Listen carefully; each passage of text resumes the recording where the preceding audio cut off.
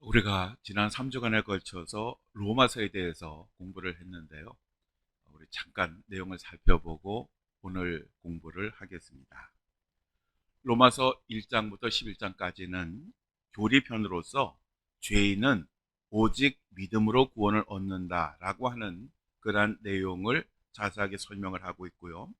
로마서 12장부터 16장까지는 실천편 또는 윤리편이라고 하는데, 믿음으로 구원을 받은 우리가 어떻게 살아야 될 것인가 라고 하는 것을 이야기하고 있습니다. 우리들의 삶을 한마디로 요약하면 구원받은 사람은 사랑하며 살아야 된다 라고 하는 것입니다. 즉, 우리가 하나님의 은혜로 구원을 받았으면 사랑을 실천하며 살아야 된다 라고 하는 것입니다. 특별히 우리는 사랑이란 율법의 완성이라고 하는 사실을 늘 기억을 해야 합니다. 예수님은 이 세상에 오셔서 율법을 폐하신 것이 아니라 율법을 완성하셨습니다. 우리가 사랑하면 모든 율법을 완성하게 되는 것입니다. 왜냐하면 진정한 사랑을 하게 되면 모든 율법을 잘 지키게 되기 때문에 그렇습니다. 우리는 이제 예수님을 믿음으로써 새로운 사람이 되었으니 이전에 입고 살던 것은 다 벗어 버려야 합니다. 즉, 주 예수 그리스도로 옷을 입고 이제는 정욕을 위해서 육신의 일을 도모하지 말아야 합니다. 그리고 우리들은 잠에서 늘 깨어 있어야 합니다. 나태하고 안일한 신앙생활을 버리고 항상 준비된 삶을 살아야 됩니다. 왜냐하면 우리는 주의 것이기 때문입니다. 그래서 살아도 주를 위하여 살고 죽어도 주를 위하여 죽어야 하는 것입니다. 또한 우리는 그리스도 예수를 본받아서 서로 같은 뜻, 한 마음, 한 입을 가지고 살아야 합니다. 교회란 한 하나님을 섬기는 것입니다. 그러므로 하나님의 뜻 안에서 서로가 하나 되고 조화를 이루어야 합니다.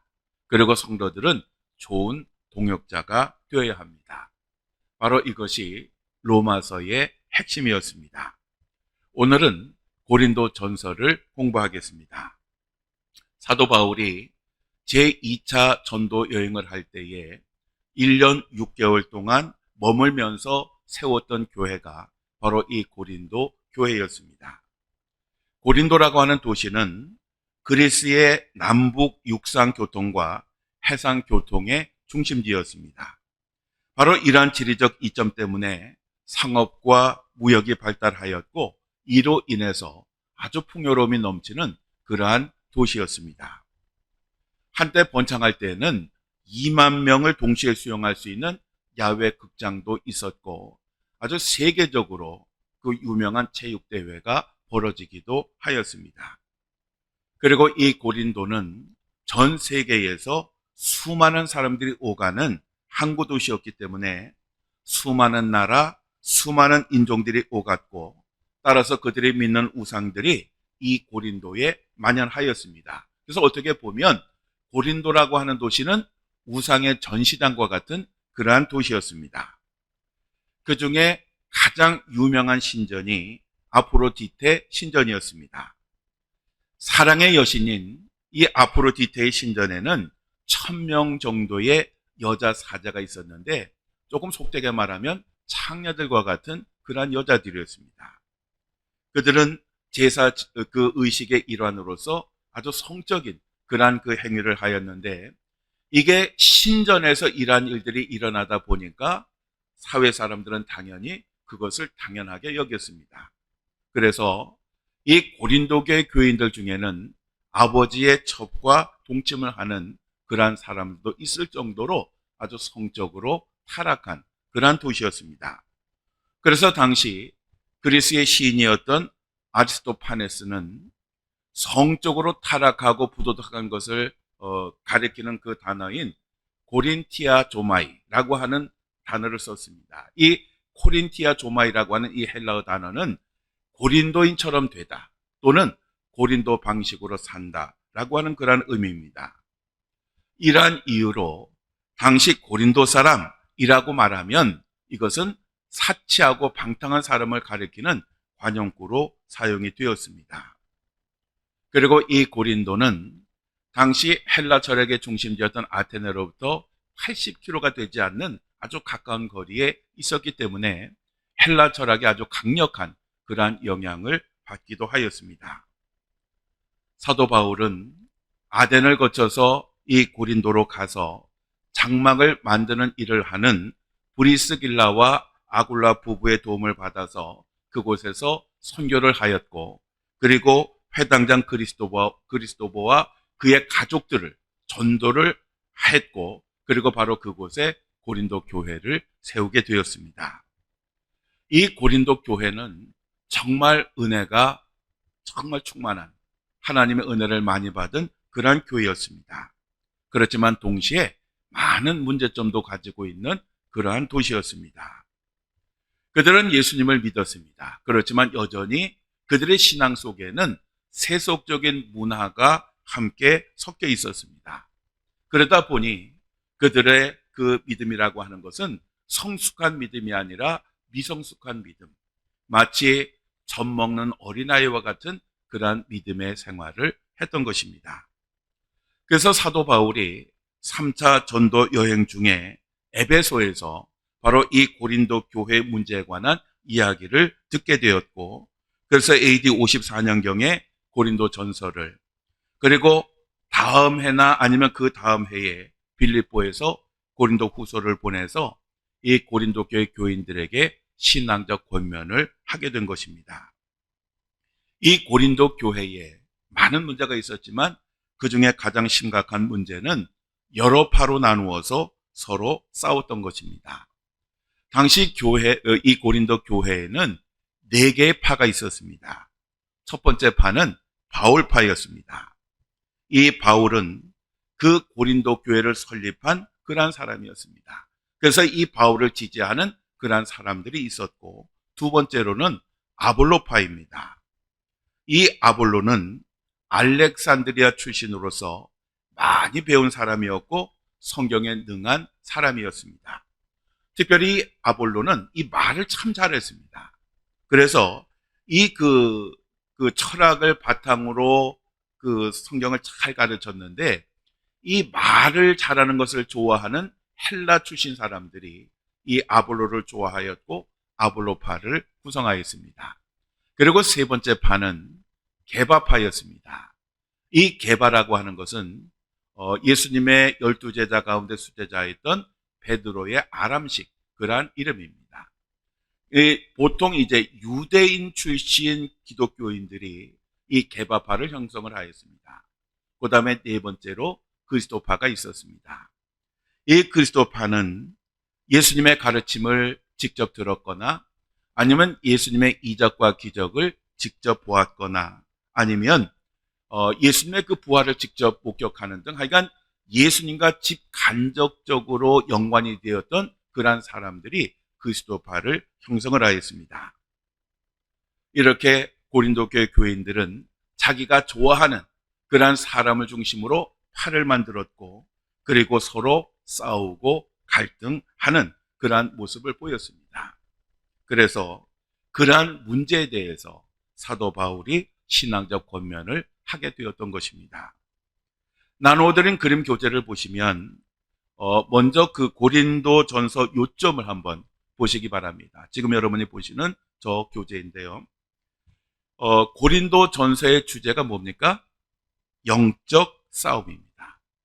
우리가 예수님을 믿기 전에는 마귀와 한편이었기 때문에 싸울 필요가 없었습니다. 그런데 우리가 예수님을 믿게 되면서 마귀와 원수가 되었기 때문에 그때부터 우리는 마귀와 영적인 싸움을 시작하게 되었고, 이 싸움은 우리가 죽는 날까지 계속되는 그러한 싸움입니다.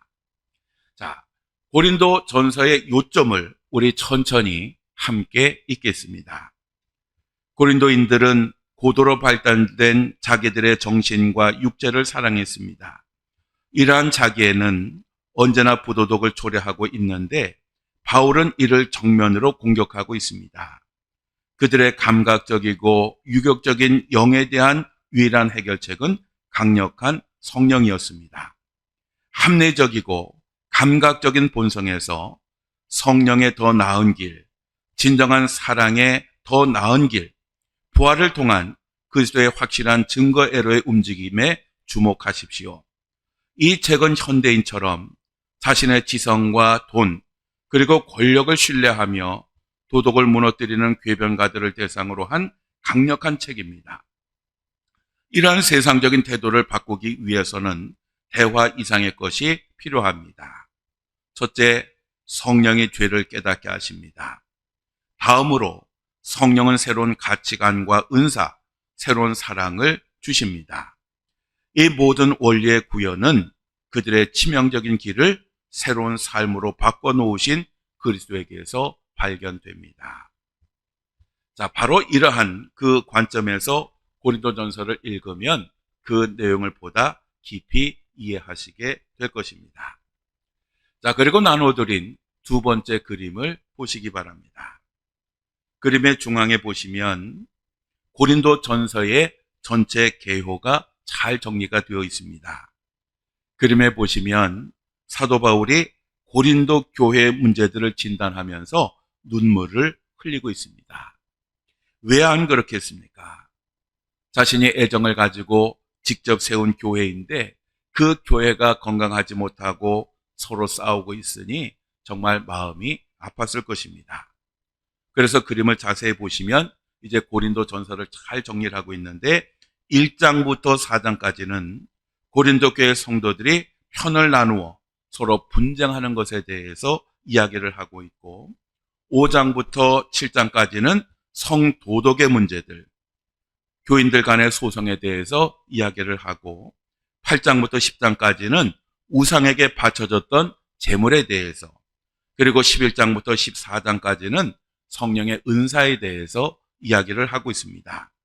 특별히 방언과 예언의 은사에 대해서 많은 이야기를 하고 있는데 은사 중에 최고의 은사는 바로 사랑입니다. 그래서 고린도전서 13장은 사랑에 대해서 자세히 이야기를 하고 있는데 바로 이 고린도전서 13장을 가리켜서 사랑의 장이라고 부릅니다. 그리고 고린도전서 15장에는 부활에 대해서 그리고 마지막 장인 16장에서는 헌금과 마지막 인사에 대해서 이야기를 하고 있습니다. 죄인들이 모인 교회는 문제가 많을 수밖에 없습니다. 이러한 문제들은 질병과 같은 것입니다. 그러니까 이 교회에 있는 문제들을 올바로 진단하고 고쳐야 하는 것입니다. 그래야 교회가 건강한 교회가 될 수가 있습니다.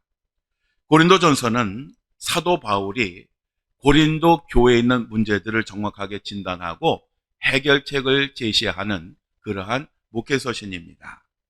오늘은 이 로마서 16장 가운데 1장부터 4장까지를 공부하겠습니다. 이 길지 않은 그러한 장인데 여러분 한번 다 읽어보셨습니까? 조금 말씀들이 어렵지요? 자, 오늘 이것을 함께 공부하겠습니다. 자, 고린도전서 1장은 다른 서신들과 같이 문안과 감사의 인사로 시작을 합니다. 사도 바울은 고린도 교회 교인들을 책망하기 전에 그들을 먼저 칭찬을 함으로써 그들이 말에 귀를 기울이도록 하고 있습니다. 이 고린도는 헬라 철학의 중심인 아덴과 굉장히 가까이 있었기 때문에 헬라 철학의 영향을 절대적으로 받았습니다. 이 헬라라고 하는 말은 그리스라고 하는 그런 말인데 아테네에는 소크라테스와 플라톤과 아리스토텔레스와 같은 아주 기라성 같은 그러한 철학자들을 배출하기도 하였습니다. 당시 철학자들은 하나님과 예수 그리스도 그리고 부활 등에 대해서 사도들과 경론을 벌이기도 하였습니다. 사도 바울도 전도 과정에서 이 아덴, 즉 아테네의 옛 이름인데 이 아덴에 가서 철학자들과 공개적으로 논쟁을 하기도 하였습니다. 철학이라고 하는 헬라어 단어는 필로소피아라고 하는 것인데 이것은 지혜를 사랑함이라고 하는 그런 의미입니다. 즉 이들은 인간의 그 지혜를 굉장히 사랑하고 그 지혜를 추구하는 그러한 사람들이었습니다. 그런데 골로새서 2장 8절에 누가 철학과 헛된 속임수로 너희를 사로잡을까 주의하라. 이것은 사람의 전통과 세상의 초등학문을 따름이요 그리스도를 따름이 아니니라 라고 사도 바울이 결론을 내리고 있습니다. 어쨌든 이러한 헬라 철학의 영향으로 고린도 교회에는 언변과 지식이 풍족하였고 그리고 성령의 은사도 많이 받은 이것이 아주 섞여져 있는 그러한 교회였습니다. 그래서 사도 바울은 그들이 가진 이러한 장점들을 칭찬을 하면서 자기 자신이 이 목회 서신을 보내는 이유는 주 예수 그리스도의 날, 즉 최후의 심판의 날에 이 고린도 교회 성도들을 책망할 것이 없는 사람으로 견고하게 세우기 위해서 이 서신을 보낸다라고 그렇게 설명을 하였습니다. 그리고 고린도전서 1장 10절에서 31절까지는 고린도 교회의 분쟁과 하나님의 지혜에 대해서 설명을 하고 있습니다. 조금 전에 말씀드린 것처럼 고린도 교회에는 바울파, 아볼로파, 게바파, 그리스도파 등 4개 파로 나누어서 서로 분쟁을 하고 있었습니다. 교회에서는 사람이 아니라 하나님이 중심이 되어야 하고 하나님만을 높여야 합니다. 왜냐하면 교회의 주인은 사람이 아니라 하나님이기 때문에 그렇습니다. 교회가 사람 중심으로 흐르게 되면 교회는 반드시 분파가 생길 수밖에 없고 분파가 생기면 반드시 갈등하고 싸울 수밖에 없는 것입니다. 즉 고린도 교회에 분쟁이 생긴 이유는 하나님보다 사람을 더 중요시했고 또 하나님의 지혜보다는 사람의 지혜를 더 중요하게 생각했기 때문인 것입니다. 육신에 속한 사람은 하나님의 일이 아니라 사람의 일을 중요하게 생각합니다. 그래서 사도 바울은 사람의 지혜를 더 중요하게 생각하는 사람을 가리켜서 육에 속한 자라고 그렇게 표현을 하였습니다. 즉 성도들이 왜 싸우느냐? 육에 속해 있기 때문에 서로 싸우게 된다는 것입니다. 육에 속한 사람은 하나님의 일이 아니라 사람의 일을 생각을 합니다. 하나님의 말씀보다는 사람의 말을 더 중요하게 생각합니다. 유대인들은 표적을 구했고 헬라인들은 지혜를 찾았습니다. 교회의 분쟁은 근본적으로는 성도들이 복음을 제대로 이해하지 못했기 때문에 생기는 것이었습니다. 반면에 하나님의 지혜를 더 중요하게 생각하는 사람을 신령한 자라고 그렇게 부르며 이들은 하나님의 일을 더 중요하게 생각하는 그러한 사람들입니다. 하나님의 지혜라고 하는 것은 예수 그리스도의 십자가와 하나님의 능력을 말하는 것입니다. 즉 정말 중요한 것은 하나님이 어떤 일을 하셨는가 이것이 중요한 것이지 그것을 가지고 왈부하고 인간들이 말하는 것이 중요한 것이 아니라는 것입니다. 고린도전서 1장 24절에 오직 부르심을 받은 자들에게는 유대인이나 헬라인이나 그리스도는 하나님의 능력이요 하나님의 지혜니라 라고 말씀하고 있습니다. 많은 그리스도인들이 처음에 예수님을 영접할 때에는 그 복음을 듣고 예수님을 믿었고 그들은 신실한 기독교인이 되었습니다. 그들은 다른 말을 들은 것이 아닙니다. 예수 그리스도의 그 죽음, 예수 그리스도의 부활, 그리고 예수님의 그 십자가를 통해서 우리가 어떠한 존재가 되었는지 바로 그 이야기를 듣고 예수님을 믿게 되었습니다. 그런데 시간이 지나다 보니까 그들은 하나님의 말씀보다는 사람들의 말에 더 귀를 기울이게 되었고 그들은 사람들의 말을 가지고 논쟁을 하기 시작하였습니다. 그리고 자기 자신이 좋아하고 추종하는 사람의 파가 되어서 서로 싸우게 되었던 것입니다. 분명히 교인들은 한 하나님, 같은 하나님을 섬기는 그러한 사람들입니다. 그렇다면 당연히 오직 그리스도, 오직 하나님의 말씀을 믿고 이야기해야 되는데 그들은 사람과 사람의 말을 더 중시하는 그러한 삶으로 변하게 되었던 것입니다. 사실 사람이 종교적인 문제로 싸우게 되면 답이 없습니다. 요즘 중동에서 이스라엘과 하마스가 전쟁을 벌이고 있고 또 이것이 확전될까 봐 사람들이 전전긍긍하고 있는데 사실 이 신이 자기 편이라고 생각하면 무서운 것이 없습니다. 신이 자기 편이라고 생각하면 목숨 버리는 것 전혀 아까워하지 않고 그리고 굉장히 잔인하고 끔찍한 일도 서슴지 않게 할 수가 있는 것입니다. 사도 바울은 고린도서 1장 10절에서 형제들아 내가 우리 주 예수 그리스도의 이름으로 너희를 권하노니 모두가 같은 말을 하고 너희 가운데 분쟁이 없이 같은 마음과 같은 뜻으로 온전히 합하라 라고 권면하고 있습니다. 여러분 그 성경이 화면에 나오면 같이 꼭 읽고 계시죠? 저는 직접 볼 수 없지만 하나님은 여러분이 계신 곳에도 함께 하시고 여러분 보고 계십니다. 하나님의 말씀이 그 화면에 뜨면은 반드시 함께 소리를 내어 읽어주시기를 부탁을 드립니다. 어쨌든 사도 바울이 이야기하는 건 뭐냐 하면 고린도 교회 교인들이 하나님의 부르심을 받았을 때에는 그들이 뭔가 부르심을 받을 만한 잘난 것이 있어서 부르는 것이 아니라는 것을 이야기합니다. 바로 그러한 사람들 하나님께서 불러주시고 복음으로 그들을 변화시켜 주시고 그리고 많은 선물을 주셨기 때문에 자기 자신이 하나님께로부터 받은 것을 자랑할 것이 아니라 예수 그리스도를 중심으로 하나가 되어야 하고 바로 그것을 주신 하나님을 자랑해야 한다라고 그렇게 이야기를 한 것입니다. 같은 말, 같은 마음, 같은 뜻을 가져야 한다고 강조를 합니다. 왜냐하면 그들은 한 하나님, 같은 하나님을 믿는 사람들이기 때문에 그렇습니다.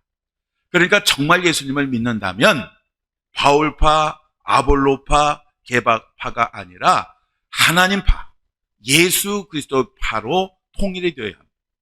예수 그리스도파로 통일이 되면 모든 사람들이 같은 말, 같은 마음, 같은 뜻을 가질 수가 있게 되고 그러면 서로 갈등하거나 싸울 필요가 없다라는 것입니다.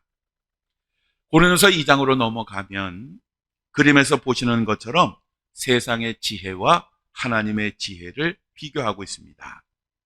육에 속한 사람은 말과 세상의 지혜를 자랑합니다.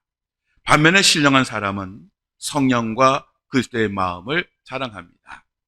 여러분이 그림에서 보시는 것처럼 저거는 시소의 관계와 같습니다. 한쪽이 올라가면 한쪽이 내려가고 한쪽이 내려가면 한쪽이 올라가는 것입니다.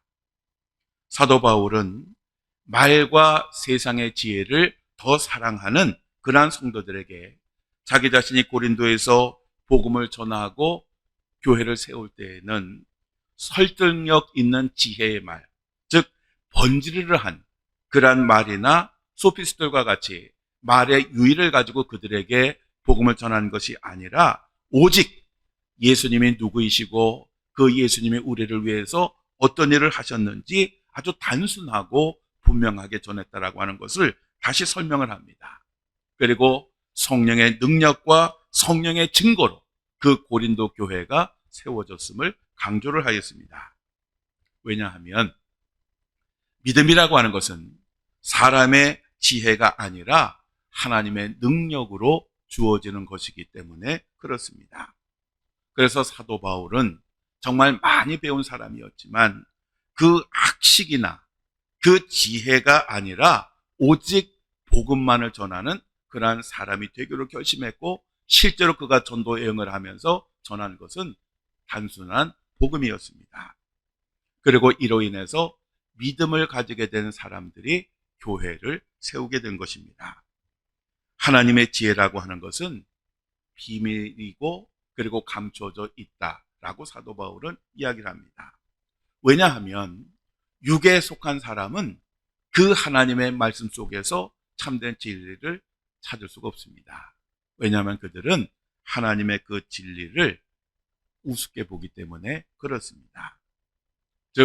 육에 속한 사람은 아무리 복음을 들어도 그 복음의 비밀을 알 수가 없습니다. 그러면 누가 그 복음의 비밀을 알 수 있느냐? 그것은 영적인 사람, 예수 그리스도를 온전히 믿는 사람만이 그 비밀을 알 수가 있습니다. 왜냐하면 하나님은 그 예수 그리스도를 통하여 그 비밀을 믿는 자들에게 보여주시기 때문에 그렇습니다. 즉 신령한 사람, 영에 속한 사람만이 하나님의 말씀을 통해서 참된 진리를 깨닫게 되고 그 비밀을 알 수가 있는 것입니다.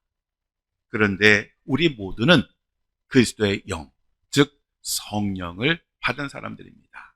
그러니까 하나님께서 감추신 그 비밀을 우리들은 성령의 도우심을 통해서 알 수 있게 된다는 것입니다. 그래서 사도 바울은 이렇게 말을 합니다. 육에 속한 사람은 하나님의 성령의 일들을 받지 아니하나니 이는 그것들이 그에게는 어리석게 보임이요 또 그는 그것들을 알 수도 없나니 그러한 일은 영적으로 분별되기 때문이라. 즉 육에 속한 사람은 하나님의 말씀을 대할 때에 합리성을 찾습니다. 상식적인 것을 가지고 하나님의 말씀을 봅니다. 그래서 자신의 이성으로 이해가 되지 않는 그 말씀들은 절대로 받아들이지 않습니다. 육에 속한 사람이 제일 받아들이기 어려운 것이 부활입니다. 왜냐하면 죽은 사람은 다시 살아날 수 없다는 것이 인간들의 상식이요 경험이기 때문에 그렇습니다. 그래서 예수님의 제자들조차도 부활하신 예수님을 보고도 바로 그것을 받아들이지 못했습니다. 유한한 인간이 무한하신 하나님을 이해하는 것은 절대로 불가능한 것입니다. 피조물인 인간이 자기 자신을 창조하신 하나님이 하시는 그 모든 일들을 이해하고 받아들일 수는 없습니다. 그것은 아주 당연한 것입니다. 믿음이라고 하는 것은 인간의 상식과 이성을 넘어서는 것입니다. 인간이 하나님이 하시는 일을 이해하고 받아들일 수 있는 것은 인간의 이성이 아니라 믿음이 있을 때 가능한 것입니다. 우리는 무한하신 하나님을 유한한 인간의 작은 그 머리, 작은 이성, 작은 상식을 그 안에 가둬두려고 해서는 절대로 안 됩니다. 고린도전서 3장으로 넘어가면 하나님의 일을 중요시하고 사람의 일을 자랑하지 말라고 권면을 하고 있습니다. 고린도서 3장 6절에서 7절에 나는 심었고 아볼로는 물을 주었으되 오직 하나님께서 자라나게 하셨나니 그런즉 심는 이나 물 주는 이는 아무것도 아니로되 오직 자라게 하시는 이는 하나님뿐이니라 라고 말씀을 하고 있습니다. 아볼로나 바울은 하나님의 지시에 따라서 사람들로 하여금 예수님을 믿게 한 사역자에 불과하다는 것입니다. 즉 그들의 역할은 있었습니다. 바울은 복음의 씨앗을 뿌렸고 아볼로는 물을 주었고 그리고 그들을 자라게 하신 분은 하나님이시라고 하는 것입니다. 예수님을 믿게 한 분은 오직 하나님이라고 하는 사실을 사도 바울은 강조를 하고 있습니다. 교회가 부흥하고 성장하는 것은 사람이 잘해서 되는 것이 아닙니다. 하나님이 하시는 것입니다. 그러므로 우리들은 사람을 자랑하지 말아야 합니다. 모든 것을 이루시는, 모든 것을 주관하시는 우리 하나님만을 높이고 하나님만을 자랑해야 하는 것입니다. 우리들의 신앙생활은 오직 예수 그리스도만 바라보는 그러한 신앙생활이 되어야 합니다. 자, 우리 산성교회의 영원한 표어인 히브리서 12장 2절 말씀을 우리 함께 읽겠습니다. 믿음의 주요 또 온전하게 하시는 이인 예수를 바라보자. 그는 그 앞에 있는 기쁨을 위하여 십자가를 참으사 부끄러움을 개의치 아니하시더니 하나님 보좌 오른편에 앉으셨느니라. 아멘. 우리에게 믿음을 주시는 분도 예수 그리스도시고 우리들의 믿음을 온전하게 하시는 분도 예수 그리스도이십니다. 사람이 아닙니다. 그렇기 때문에 우리들은 사람이 아니라 항상 하나님을 바라보며 신앙생활을 해야 됩니다. 만약에 사람을 보고 신앙생활하면 그 사람이 잘못된 일을 할 때에 실족하게 되는 것입니다. 우리는 오직 예수 그리스도만을 자랑하고 예수 그리스도만을 높여야 됩니다.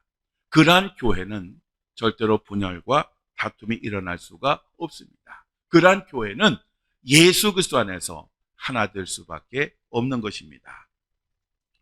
고린도서 3장 10절에서 11절 말씀에 내게 주신 하나님의 은혜를 따라 내가 지혜로운 건축자와 같이 터를 닦아두매 다른 이가 그 위에 세우나 그러나 각각 어떻게 그 위에 세울까를 조심할지니라. 사도 바울이 이렇게 표현하고 있습니다. 그리고 이 닦아둔 것 외에 능히 다른 터를 닦아줄 자가 없으니 이 터는 곧 예수 그리스도라 라고 말을 합니다. 자, 사람이 터가 아니라는 것입니다. 참된 터는 누구냐? 오직 예수 그리스도라고 하는 것입니다. 이 터에 씨앗을 심고 물을 주는 사람이 아니라 참된 터가 무엇이고 그리고 그 터에서 심어진 씨앗이 자라게 한 이가 누구신가 하는 것을 우리는 생각해야 된다는 것입니다. 바로 그분은 오직 하나님이십니다. 우리의 몸은 하나님의 성전이고 그리고 그 성전 안에 성령이 계시다라고 사도 바울은 이야기를 합니다. 그런데 어리석은 인간들이 이 하나님의 성전에 그리고 성령에 계신 곳에 자꾸 사람을 집어넣고 사람을 세우려 한다는 것입니다. 우리들은 사람을 이 안에 두면 안 돼요. 오직 성령, 오직 그리스도만을 우리 마음에 두고 바로 이 그리스도를 따르는 그러한 삶을 살아야 하는 것입니다. 우리가 만일 이 하나님의 거룩한 전인 바로 우리들의 몸을 더럽히게 되면 하나님은 반드시 그 사람을 멸할 것이라고 고린도서 3장 17절의 말씀을 하고 있습니다. 우리는 이 세상에서 어리석은 사람이 되어야 합니다. 이성을 따지고 상식을 따지고 체험을 따지는 사람이 아니라 우리가 미련한 사람이 되어야 우리가 지혜로운 사람이 될 수가 있는 것입니다. 고린도서 3장 23절에 너희는 그리스도의 것이요 그리스도는 하나님의 것이니라 라고 말씀하고 있습니다. 그 교재 그림을 보시면 모든 만물은 사람에게 속해 있습니다. 하나님께서 태초에 세상을 창조하실 때에 그 인간들에게 만물을 다스리는 대리자로 그들을 세우셨습니다. 그래서 그 모든 것이 사람에게 속한 것입니다. 그런데 그러한 사람을 예수님이 품고 계시고 그러한 예수님을 하나님이 품고 계십니다. 이것은 결국 결론은 세상의 모든 것은 하나님의 것이라고 하는 것을 이야기하고 있습니다. 즉 고린도 교회 교인들이 강조하는 바울이나 아볼로나 게바나 세계나 생명이나 지금 것이나 장래 것이나 그 모든 것들은 오직 하나님의 것이라고 하는 것입니다. 그러니 하나님의 것을 인간이 자꾸 나누려고 해서는 안 된다는 것입니다. 교회의 지도자라고 하는 것은 특별하거나 대단한 사람이 아니라 하나님께서 하나님의 사역을 위하여 세우신 그러한 종이고 일꾼일 뿐입니다. 그리고 이 지도자들은 하나님의 비밀을 맡은 그러한 사람들입니다. 그러므로 목회자들을 우상으로 숭배해서도 안 되고 마음대로 하려고 해서도 안 됩니다. 목회자는 평신도와 똑같은 그러한 인간일 뿐입니다. 다만 하나님께로부터 받은 은사, 받은 사명이 다를 뿐입니다. 그렇다고 성도들이 하나님의 일꾼들을 판단하지도 말아야 합니다. 하나님에게 일꾼에게 있어서 정말 중요한 것은 사람들에게 어떤 판단을 받느냐 하는 것이 아니라 하나님 앞에 어떤 판단을 받느냐 하는 것이 중요한 것입니다. 사도 바울도 이것을 잘 인식하고 있었습니다. 그래서 사도 바울이 이렇게 말을 합니다. 오직 하나님께 옳게 여기심을 입어 복음을 위탁받았으니 우리가 이와 같이 말함은 사람을 기쁘게 하려 함이 아니요 오직 우리 마음을 감찰하시는 하나님을 기쁘시게 하려 함이라. 하나님의 일꾼들은 사람이 아니라 그들을 세우신 하나님을 기쁘시게 하는 사람들입니다. 물론 이 교회 지도자들이 사람도 기쁘게 하고 하나님도 기쁘시게 하면 더 좋을 것이 없습니다. 그런데 하나님은 항상 옳지만 인간들은 그렇지 못할 때가 많이 있습니다. 그래서 때로는 교회 지도자들은 성도들을 야단쳐야 할 때도 있는 것입니다. 사도 바울은 이 교회 지도자들을 판단하지 말라고 했는데 이 판단이라고 하는 헬라어 단어는 조사하다, 검토하다, 신문하다라고 하는 의미의 사법적인 조사를 암시하는 것입니다. 하나님의 일꾼은 하나님께 속한 사람들입니다. 그렇기 때문에 하나님께서 그들을 판단하시는 것입니다. 교회 지도자들을 비교하거나 분석하게 되면 당연히 분파가 생길 수밖에 없습니다. 이 세상에 문제가 없는 사람이 어디에 있겠습니까? 교회 지도자들도 마찬가지입니다. 목사도 문제가 있고 장로도 문제가 있고 선교회장들도 문제가 있고 다 문제가 있습니다. 그럼에도 불구하고 하나님께서 그들을 그 자리에 세우신 것입니다. 또 사람마다 다 다릅니다. 목사들도요, 다 다릅니다. 설교를 잘하는 목사가 있고 신방을 잘하는 목사가 있고 그리고 성도들의 마음을 잘 어루만지는 그러한 목사도 있고 그리고 성경을 잘 가르치는 그러한 목사도 있고 특별히 잘하는 것은 없지만 성실한 그러한 목사도 있고 감동적인 행사를 잘하는 그러한 목사도 있고 탁월한 리더십을 가진 그러한 목사도 있습니다. 이 목사마다 자기가 가진 은사가 다 다릅니다. 그래서 목사들을 보면 이런 그 은사들이 다양하기 때문에 목사들을 절대적으로 비교한다라고 하는 것은 옳은 것이 아닙니다. 교인들이 획일적으로 그 목사들을 완벽한 기준을 가지고 판단하게 되면 그 판단에 통과할 사람은 하나도 없습니다. 그러므로 교인들은 교회 지도자들을 자기의 취향에 맞추어서도 안 되고 자기가 생각하는 아주 이상적인 그러한 교회 지도자의 틀에 맞추어서도 안 됩니다. 이 교회의 지도자는 그 지도자를 세운 하나님의 입장에서 판단을 해야 정확한 판단이 됩니다. 그러니까 그러한 판단을 하지 못할 것이라고 하면 아예 하지 않는 것이 좋습니다. 사실 교회의 지도자라고 하는 자리는 정말 어려운 자리고요. 이 교회의 지도자라고 하는 자리는 유혹도 많이 받고 시험도 많고 죄도 짓기 쉬운 그러한 자리입니다. 예를 들면 집사일 때는 그렇게 겸손하고 헌신적이었던 분이 교회 지도자가 되면 목에 힘도 들어가고 그리고 교회에서 군림하려고 하는 유혹을 참 많이 받게 됩니다. 평신도였다면 절대로 짓지 않았을 죄를 짓게 되기도 합니다. 또 그들은 나중에 하나님 앞에 섰을 때에 그 책임이 더 큽니다. 하루는 목사와 집사가 죽어서 천국에 갔습니다. 그런데 하나님께서 이 두 사람을 보더니 그 집사는 무시를 하고 그 목사에게 달려가서 그 목사를 안고 자랐다고 너무너무 기뻐하는 겁니다. 그러자 집사가 화가 나서 따졌습니다. 하나님, 천국에서도 목사를 집사보다 더 환영하니 이런 차별이 어디에 있습니까? 그러자 하나님께서 이렇게 말씀하십니다. 천국에는 집사가 하도 많이 와서 흔하지만 목사들이 천국에 오는 것이 너무 희귀하기 때문에 나도 모르게 너무 반가워서 그런 거란다. 우스개 이야기지만 뼈 있는 그런 말입니다. 제가 보기에는 목사도 그렇고 장로들도 그렇습니다. 그만큼 교회의 지도자라고 하는 것은 어려운 자리이고 정말 힘든 자리입니다. 그래서 고린도전서 4장 9절에 사도 바울이 이렇게 말을 합니다. 내가 생각하건대 하나님이 사도인 우리를 죽이기로 작정된 자 같이 끄트머리에 두셨음에 우리는 세계 곧 천사와 사람에게 구경거리가 되었노라. 교회 지도자들이 바로 이런 사람들이라고 하는 것입니다. 그런데 교인들이 자꾸 이 지도자들을 비판하다 보면 교회 지도자들은 마치 자기 자신이 더러운 또 찌꺼기와 같은 그러한 존재처럼 여기게 된다는 것입니다.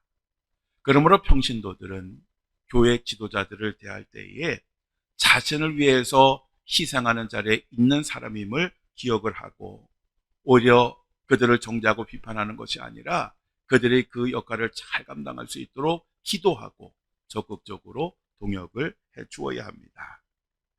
사실 교회 지도자들을 열심히 비판하고 흔들어서 좋은 것이 무엇이 있겠습니까? 시원치 않은 교회 지도자 밑에서 신앙생활을 하는 그러한 자신이 비참해지는 것밖에는 특별한 것이 없습니다. 사도 바울은 자기 자신이 고린도 교회 성도들을 복음으로 낳은 아버지의 마음으로 그들을 책망하고 교훈한다고 설명을 합니다. 우리는 스승과 아비의 차이를 잘 알아야 됩니다. 사도 바울 당시에 스승은 누가 했느냐 하면 아주 그 노예들 중에서도 아주 똑똑한 노예들을 뽑아가지고 가정교사의 역할을 시켰습니다. 그래서 한 사람에게 가정교사는 많았습니다. 그렇지만 그들을 낳은 부모는 오직 한 명입니다. 고린도 교회 성도들을 복음으로 낳은 사람이 바로 사도 바울입니다. 그래서 그렇게 정말 열심히 애를 쓰고 뜨거운 마음을 가지고 영혼 구원의 마음을 가지고 그들을 구원에 이르게 하였고 교회를 세웠는데 그 교인들이 서로 물고 뜯고 싸우고 비판하고 정죄하고 있으니 사도 바울의 그 심정이 얼마나 비참하고 얼마나 슬펐겠습니까? 그래서 그들에게 그렇게 하지 말라라고 권면을 하는 것입니다. 자, 오늘은 우리가 고린도서 1장부터 4장까지를 공부를 했는데 이 말씀들은 현대 교회에도 똑같이 적용이 됩니다. 시대와 상황이 변해도 여전히 교회 안에는 서로 갈등하고 비판하고 싸우는 모습들이 있습니다. 요즘 우리 주변에도 보면 뭐 담임 목사파 무슨 파 해가지고 교회가 서로 따로 예배를 드리고 싸우고 폭력배를 동원하고 그리고 그 교회가 갈라지는 그러한 교회들이 심심찮게 있습니다. 또 이렇게 교회들이 서로 싸우고 다투고 갈라지다 보니까 여기에 상처를 받은 많은 사람들이 교회를 떠나기도 하고 그러한 모습을 지켜보는 세상 사람들은 교회 하면 넌덜머리를 내기도 합니다. 또 신앙생활을 아주 오래 했지만 어린 나이와 같은 신앙생활을 하는 그런 성도들도 참 많이 있습니다. 이들은 하나님의 말씀을 근거로 신앙생활을 하는 것이 아니라 자기 자신의 그 감정, 느낌을 가지고 신앙생활을 합니다. 그래서 자기 마음에 들지 않으면 자기의 그 느낌에 좋지 않으면 신앙의 자리를 지키지 않습니다. 불평과 불만을 토로하고 교회를 떠납니다. 그러다가 또 교회에 들어오기도 합니다. 바로 이러한 성도들을 바라보는 하나님의 마음이 어떨까요? 독생자 예수 그리스도를 통해서 그들에게 놀라운 구원의 은혜를 베풀어 주셨는데 그리고 믿음으로 구원을 얻으라고 그렇게 간절한 마음으로 바라보고 계신데 이 교인들이 그런 하나님의 마음 헤아리지 않고 서로 싸우고 시기하고 갈라지고 시험에 들고 교회를 떠난다라고 하면 그것을 바라보는 그 하나님의 마음 그리고 그러한 교인들을 바라보는 목회자의 마음은 어떻겠습니까?